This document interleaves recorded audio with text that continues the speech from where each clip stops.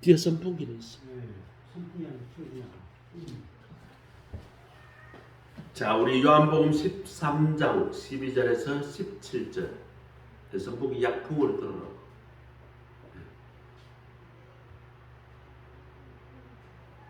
방향을. 네. 네. 자, 요한복음 13장 12절부터 17절까지입니다. 다 찾으신 줄 알고 교독하시고 17절 우리 같이 합독합니다. 요한복음 13장 12절 제가 먼저 읽습니다. 그들이 발을 씻으신 후에 옷을 입으시고 다시 앉아 그들에게 이르시되 내가 너희에게 행한 것을 너희가 아느냐? 너희가 나를 선생이라 또는 주라 하니 너희 말이 옳도다. 내가 그러하다. 내가 주와 또는 선생이 되어 너희 발을 씻었으니 너희도 서로 발을 씻어 주는 것이 옳으니라. 내가 너희에게 행한 것 같이 너희도 행하여 돈을 부였노라. 내가 진실로 진실로 너희에게 이르노니 종이 주인보다 크지 못하고 보냄을 받은 자가 보낸 자보다 크지 못하나니 같이 이르습니다. 너희가 이것을 알고 행하면 복이 있으리라. 아멘. 오늘은 우리 교회가 스승의 주일로 지키는 스승의 주일입니다. 우리 교회는 주일학교가 없습니다. 그래서 스승님은 사실 없지만 그러나 우리 누구나 다 스승은 있었죠. 그리고 그 스승 또 그리고 영적 선생인 우리 목사가 있습니다. 오늘 절기에 따라서 스승의 주일 예배 설교를 준비했습니다. 오늘 예수님이 몸소 제자들에게 행하시면서 가르치는 내용을 보면서 예수님은 어떻게 제자들을 가르쳤나 우리가 같이 생각해 보는 시간을 갖겠습니다. 예수님은 제자들 교육을 철저히 시키셨습니다. 많은 사람을 시킨 것이 아니라 12명에게 집중적으로 가르쳤습니다. 유대인도 교육을 매우 중시하죠. 우리나라도 교육하게 되면 절대로 다른 민족이나 다른 국가에 비해서 적게 가르치는 그런 나라가 아닙니다. 미국의 오바마 대통령은 미국이 한국의 교육의 시스템을 배워야 한다. 그 제도를 가지고 와서 우리 미국에 적용을 해야 된다. 그렇게 강조하기도 했습니다. 왜 교육이 그렇게 오바마 대통령이나 우리 민족이 그렇게 중시했을까요? 이 교육은 가정과 국가와 민족의 미래를 결정하기 때문입니다.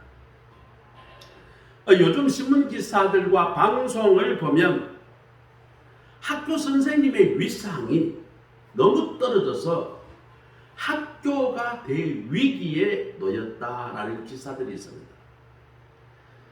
제가 친구들이 교수들이 많으니까 그 교수들이 이 학교에 있는 그 실상들을 저한테 카톡으로 영상을 보내오는데 보면 너무나 한심한 그런 교육 현장을 봅니다.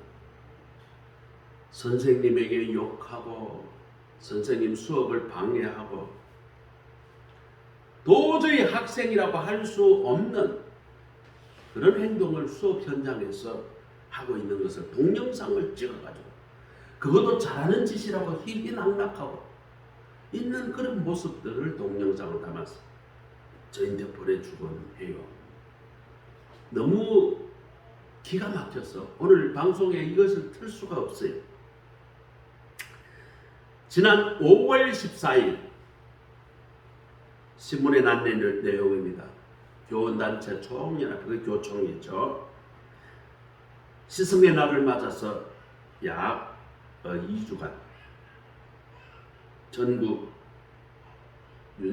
유치원, 초등학교, 중학교, 고등학교, 대학교 교사, 교수 6,751명을 대상으로 설문조사를 했습니다. 그 결과 교직 생활을 계속하고 싶다, 교직 생활에 만족한다라는 사람이 23.6%였습니다. 다음번에 태어나면 교사를 하겠다 하는 사람은 20%가 채 안 됐어요. 당장 그만두고 싶다. 만일의 경우 자기에게 다른 직업의 선택권이 있다면 그만두고 싶다. 70%가 넘었대요. 선생님들이 지금 선생 하기가 싫다는 말입니다.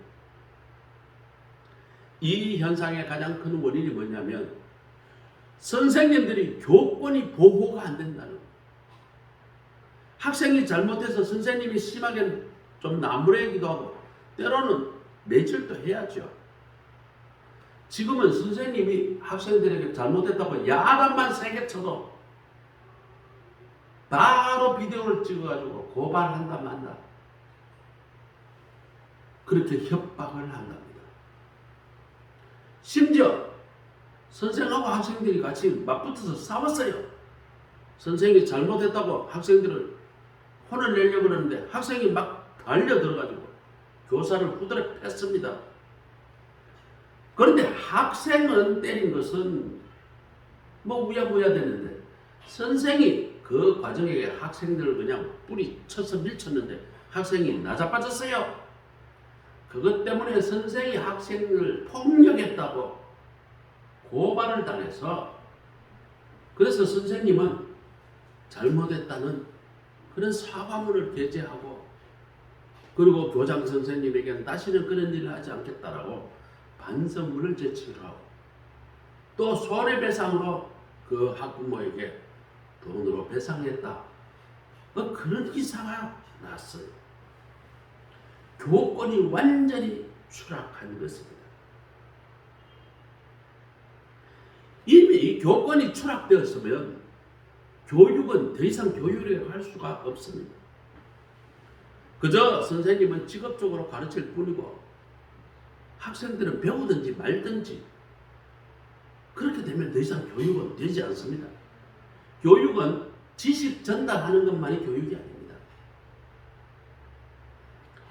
부모를 인정하지 않냐고 부모를 모르면 그건 자식이 아니죠.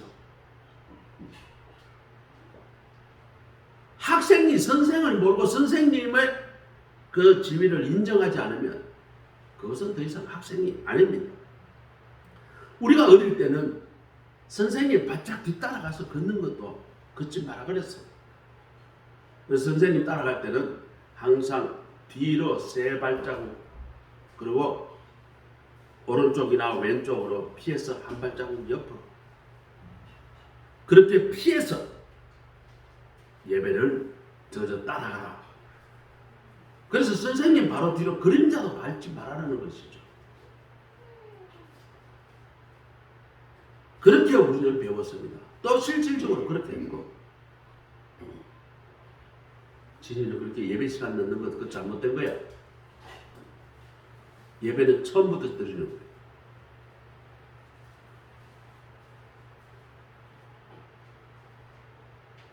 다음부터는 예배 참석하려면 첫 시간부터 그 시간까지 다 참석.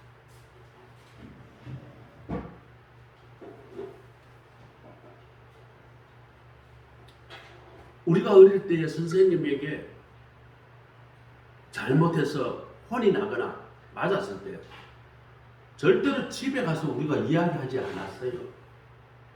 왜요? 집에 가서 선생님인데 꾸지람 들었다라는 이야기를 우리 아버지들에게나 어머니에게 했으면 집에서 더 두드려 맞았어요. 너 새끼 니가 말이지 선생님인데 얼마나 잘못했으면 선생님이 너를 그래 혼냈냐고. 선생님은 그냥 혼내고 말았지만 집에 가면 아주 그냥 우리 친구들은 기다란 짝대기로 그냥 우리 친구들이 그냥 그러니 절대로 선생님에게 혼이 나도 집에 가서 혼났다는 이야기를 하지 않습니다. 어쩌다가 친구들이 친구 아버지에게 고자질하면 아니 누가 학교에서 잘못해가지고 선생님이 이거 혼났습니다. 이게 그 아이의 부모에게 귀에 들어가면 그 아이는 그날 아주 그냥 난리가 납니다. 아주 혼이 났어요. 그만큼 선생을 존중했습니다. 그래야 교육이 돼요. 그리고 교회 선생님, 그리고 영적인 스승인 목사, 이것도 우리 자녀들에게 존경하도록 가르쳐야 합니다. 선생을 인정하고 존경하지 않으면 절대로 교육이 일어나지 않습니다.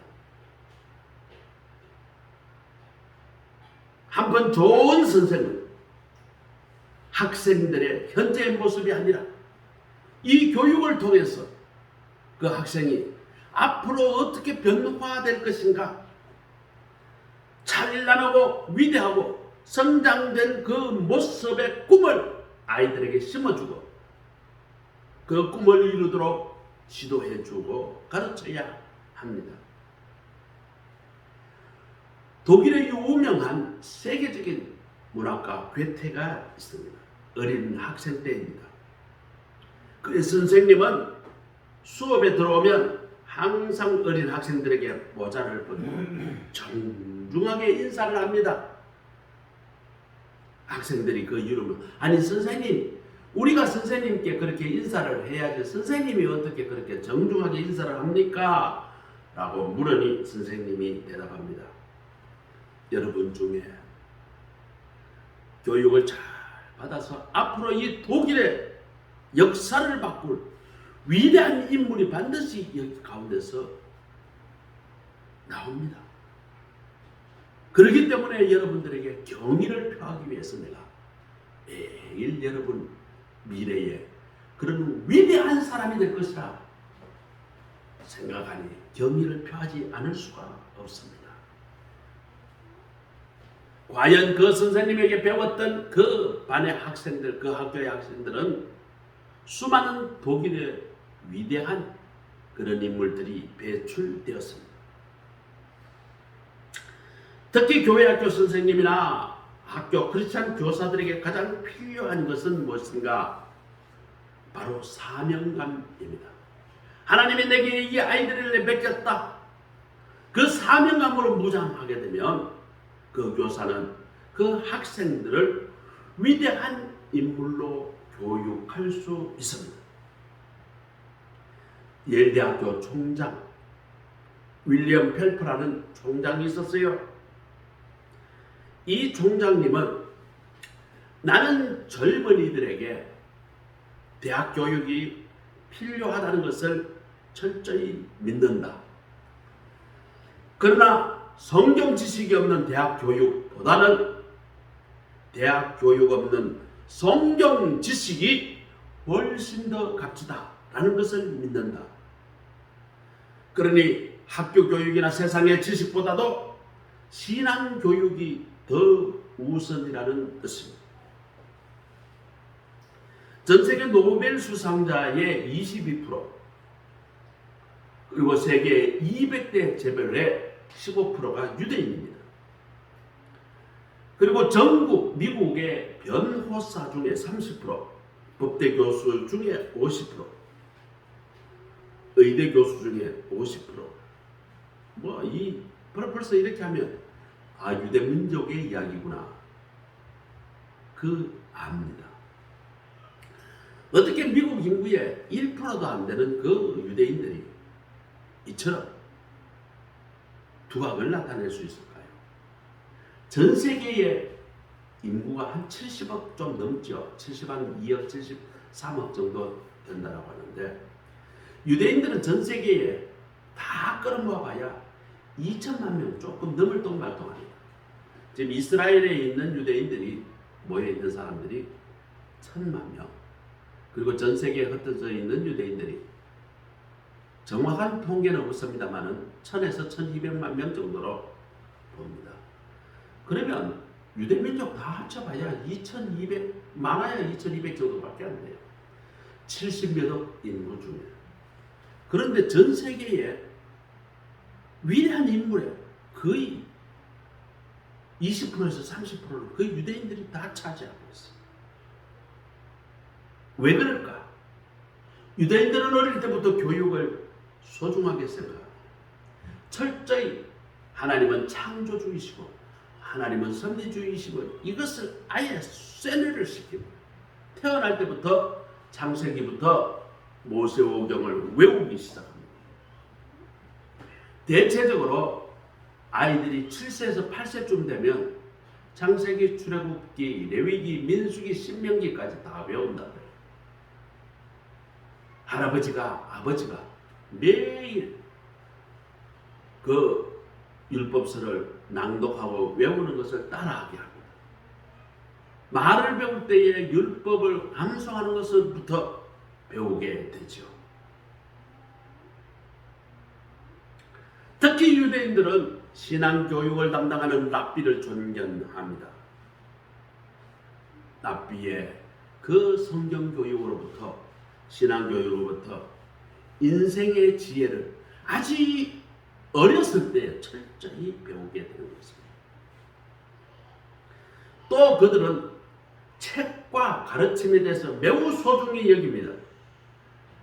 길 가다가 넘어져서 책과 옷이 더럽혀지게 되면 옷보다도 먼저 책을 보호하고 그것을 먼저 닦아라. 그렇게 가르칩니다. 생활이 어려워서 집안에 있는 물건을 다 내다 팔 때라도 금은 보석, 땅, 재산 되는 거 다 팔더라도 끝까지 지켜야 되는 것은 책이다. 그렇게 가르칩니다.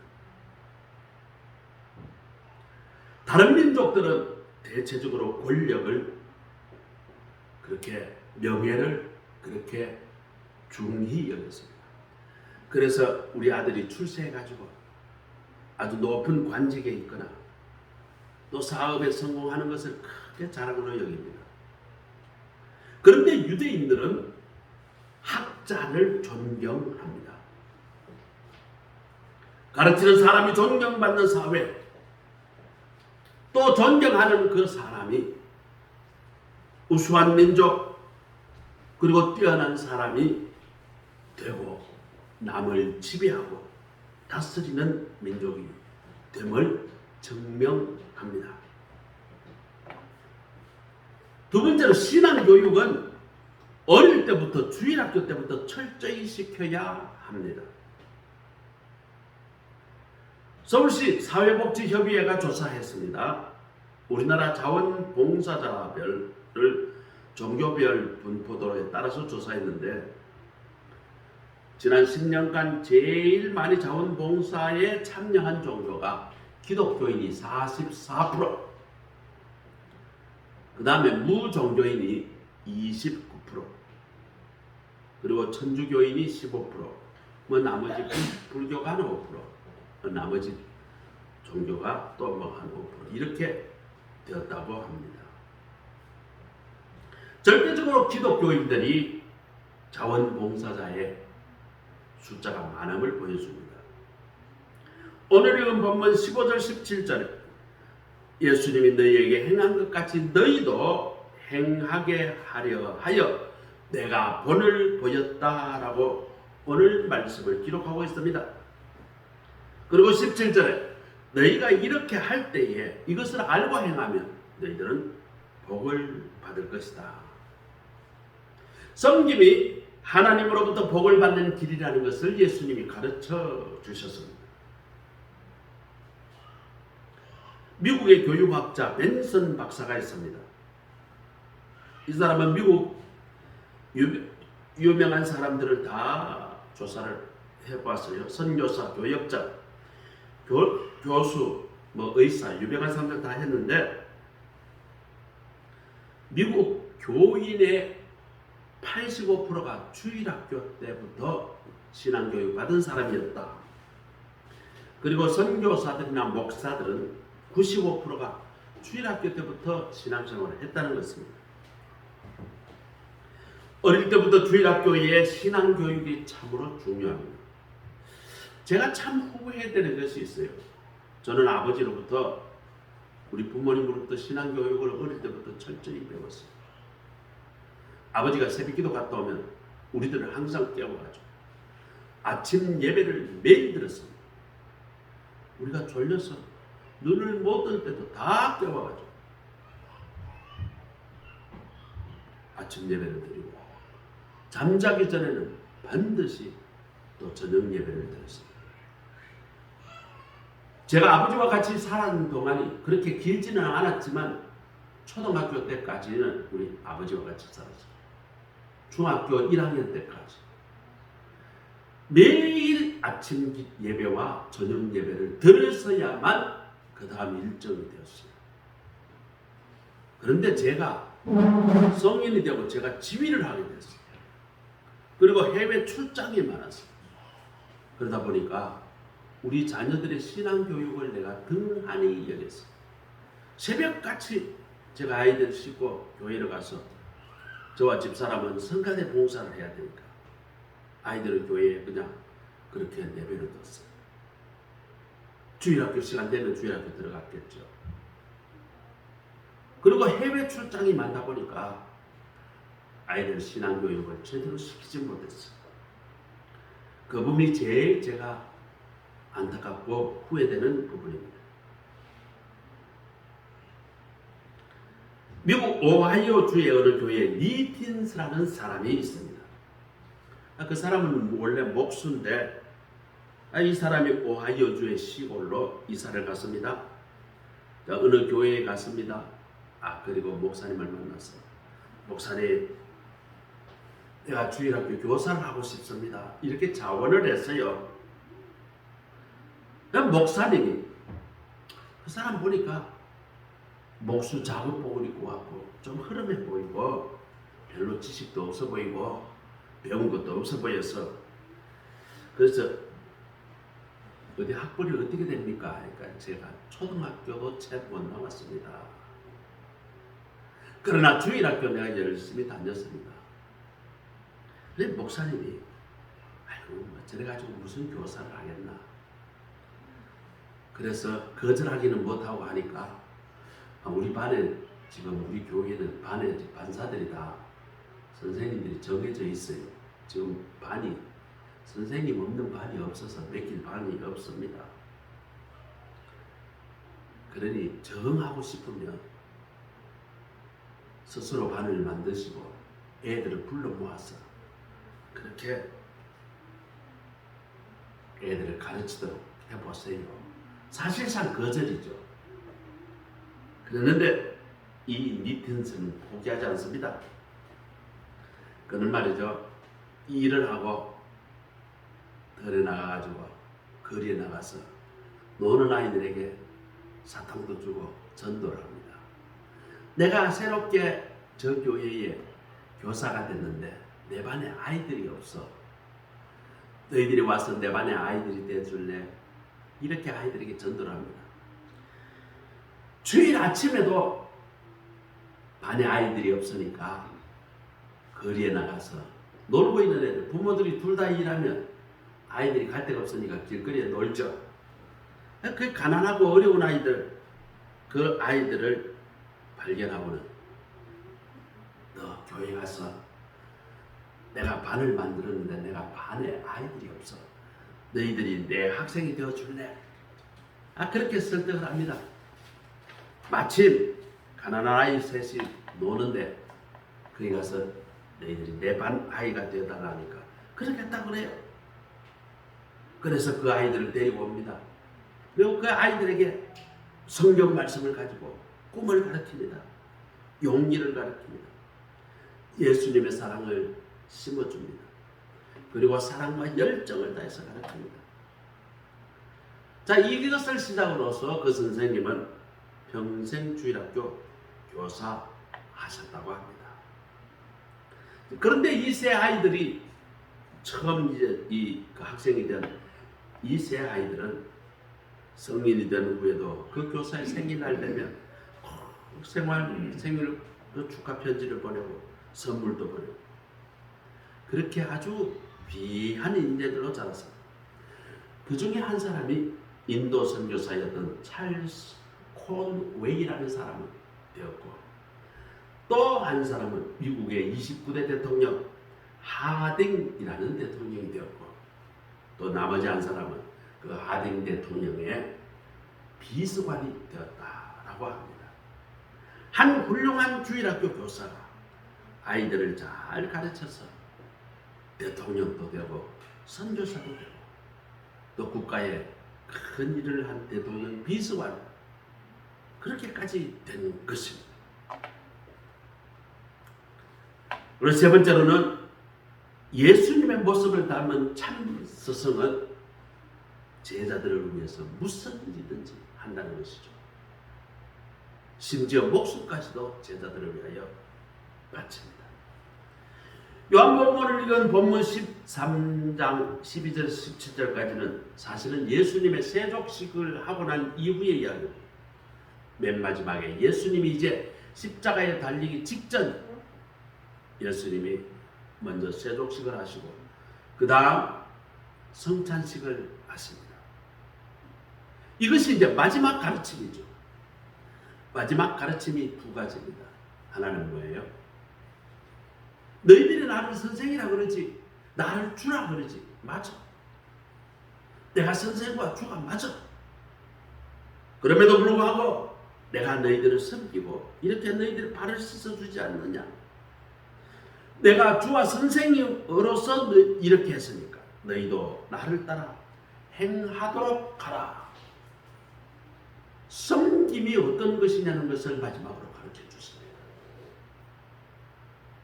그리고 끝에 17절에 보면 그러면 복이 있으리라.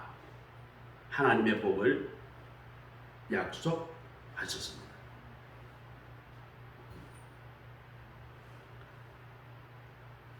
원래 유대민족에서 발을 씻어주는 그런 사람은 주로 노예들, 하인들이나 그러니 신분이 좀 있는 사람들은 남의 발을 씻어주지는 않았죠. 가장 낮은 아래 사람이 손님이 오면 발을 씻어주는 역할을 하셨습니다. 그런데 예수님이 제자들이 너희를 나를 선생이라 하지 않느냐 주라 하지 않느냐 그럼에도 불구하고 내가 너희들이 발을 씻겨주었다. 자, 이때 말이죠. 베드로가 다른 성경에 보면 예수님 그러면 기왕이면 나 목욕시켜주세요. 그렇게까지 오버합니다.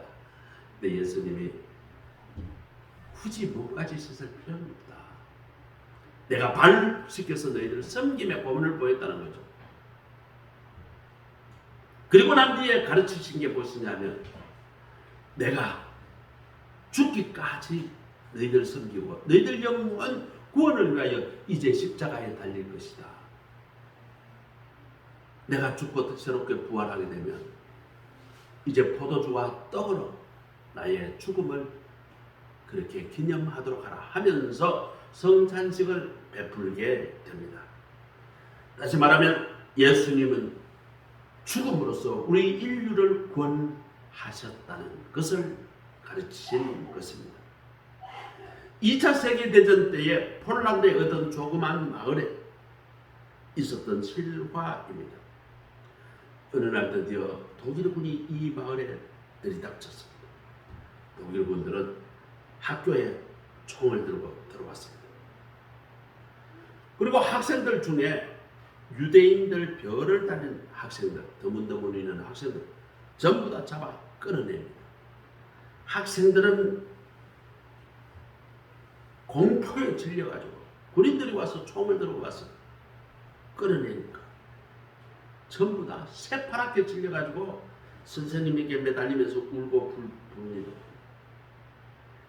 그러자 담임 선생님이었던 코르자크 선생님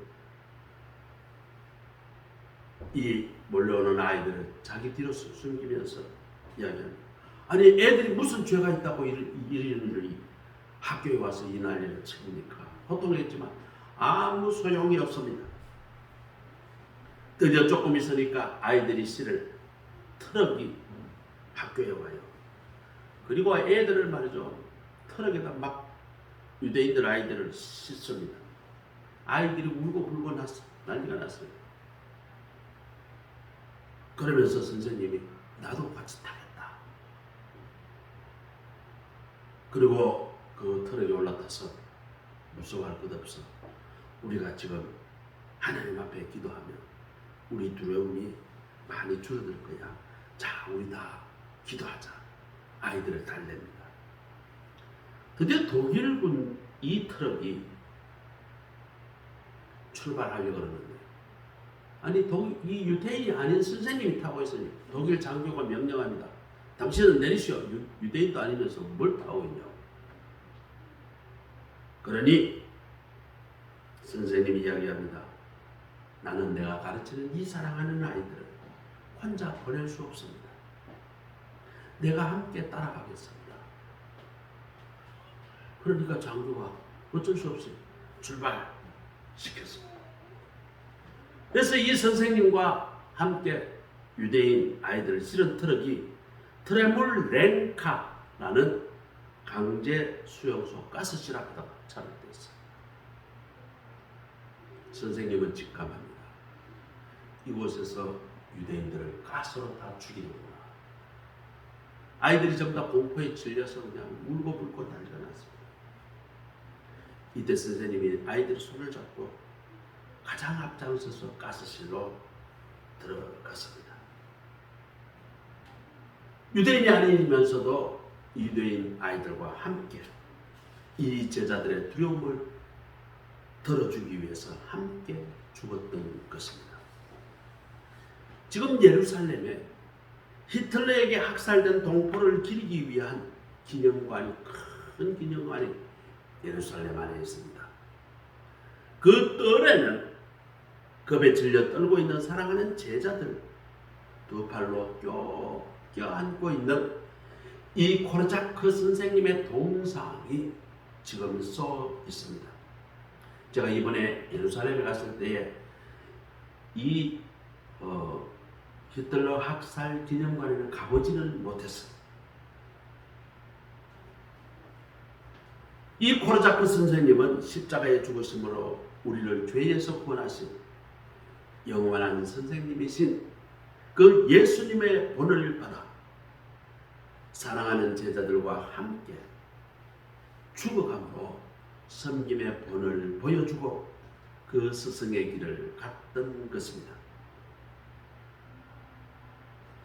몸소 복음을 행함으로 복음을 가르치고 전파하는 일에 수고하는 우리 모든 선생님들의 수고, 그리고 목회자들의 수고가 얼마나 귀한 일인지 모릅니다.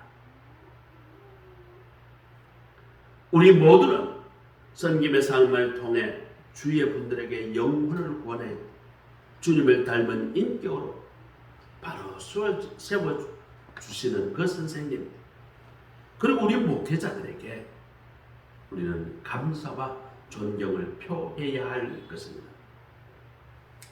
또 하나님께서 우리 여러분 모두에게 예수님의 닮은 섬김의 수고를 하라고 오늘 명령하십니다.